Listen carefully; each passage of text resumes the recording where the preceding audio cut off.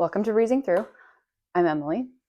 So today I want to talk about Valentine's Day gifts for people at school, whether it's staff members, classmates, teachers, anybody else. So for us, my daughter is in the special education program, and so she has a lot of staff members that she interacts with. And then especially for Valentine's Day, I like to make sure that I cover as many adults as possible just to show our appreciation. And then on top of that, there are all of her classmates. So I'm covering hopefully at least 17 adults, maybe some more. I've written a list, but I'm pretty sure I have everybody. And then 19 classmates. That's 36 people. So I like to give something that is meaningful and usually consumable, but also not super expensive. So I'm going to show you today what I'm using as both teacher and staff gifts and the little things that we've put together for my daughter's classmates. In the past, I've done different kinds of things for her classmates. I'm sticking to consumables this year. I mean, she does have the cute little Valentine that she's giving everybody, but I'm just giving them candy. I'm not giving them toys for lots of reasons, but including I don't want more stuff. Please don't give me any more stuff. I have so much stuff in my house.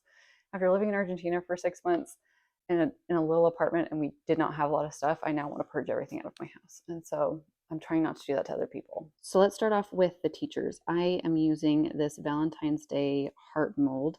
And I'm going to make some soap for them. If you've been following me for a little while, you know that I have been making soap for teacher gifts for a little while now. This is just a really fun, not super expensive way to show appreciation. That's a consumable that doesn't add clutter to someone's house. And it's just a nice to have. I clearly had a giant brick of this soap before I started, but I've done this several times now, and this is what I'm working with. This is about a third of what I had when I started. So in order to get this into the heart molds, I need to cut it up. So I cut it up into about 1-inch blocks, and then I'm going to separate it out and put it in the microwave to melt it down. The best way to do this is in 20-second intervals, because that way you can see how the glycerin is melting and stir it and not burn it as you're microwaving it. I decided to separate it out into multiple batches so I could do multiple colors of soap instead of doing it all the same color. Once all the glycerin was melted and I could stir it smoothly, that's when I started adding color. I have this box of powders that I can add to pretty much anything. For this first batch, I am using deep red. And so I just pour a little bit in there, probably about 2 teaspoons, and then stir it in until it's smooth. There aren't any chunks and everything is covered in the color. I do have to move pretty quickly when I do this because the glycerin does start to harden as it cools down. For this first round of soap, I only filled them up about 2/3 of the way full with the glycerin to harden, but I'm not sure I'm sold on that, and I'll tell you why in a minute. For this next batch, I'm using peach, doing the same thing, mixing in about 2 teaspoons.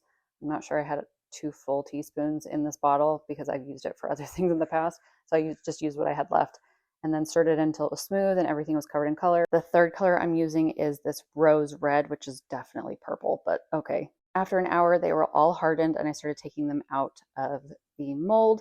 And this is when I discovered that there are some that were thinner than others. And I thought that this would be a better idea because 1, I could make more of them, and 2, they would be more usable because I felt like the thicker soaps would just last too long and no one would want to use that. So I put them back into the microwave and melted them back down so that I could pour them back into the molds, filling them up only about 1/3 of the way.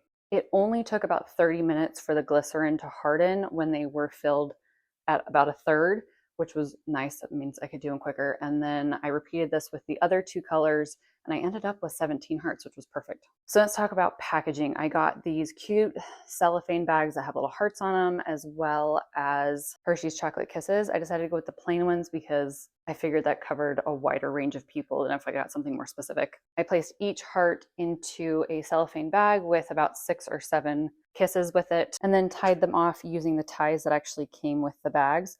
We will put little tags on them with my daughter's name and the teacher's name, but I don't need to advertise that on the internet, so I'm not going to. So that's it for the teachers. Let's talk about my daughter's classmates. My daughter absolutely loves animals. She actually discusses an animal of the day with one of her teachers and has for the last 2.5 years. So I got her these cute animal Valentines, and they're just this little pack that has a dog and then this little sticker set so they can decorate their dog. and an envelope. So we're going to put a dog and a sticker set into each envelope and then close them up with the heart sticker that also comes with this pack. We've been instructed by my daughter's teachers to only put who the card is from on the card. So at a later date, I will have my daughter write from her name on there. Again, I don't need to advertise that to the internet. I am using the same cellophane bags that I used for the teachers, same chocolate kisses, because again, you cover a wide swath of people with just plain chocolate kisses. I put 6 chocolate kisses, so actually 2 of each color, because there's red, pink, and silver, into each bag for each student, along with the envelope. When my daughter puts her name on all of them, we will tie them off together so that they are easily transported to school without the Hershey Kisses spilling everywhere. So what do you think? Do you think these are good gifts? I actually really like the soap idea. I didn't scent them this year because I didn't have any scent that was not from Christmas, but I really like the thinner version of the soap as opposed to the thicker version. I think that's going to be a better way to do that because it doesn't last. I mean, you don't want soap that's going to last forever. No one wants a giant bar of soap that's going to be there for forever. So I think that's a good fit. And then I really like the little bags for her classmates, the candy, the chocolate, which hopefully covers as many kids as possible, plus the cute little Valentine I think is perfect. So let me know what you think in the comments and let me know what you're doing for your Valentine's Day gifts.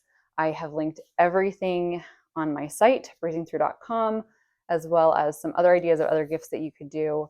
And I have all the information of how I did everything, especially making the soap there as well. So don't forget to like and subscribe so you can see more of my videos.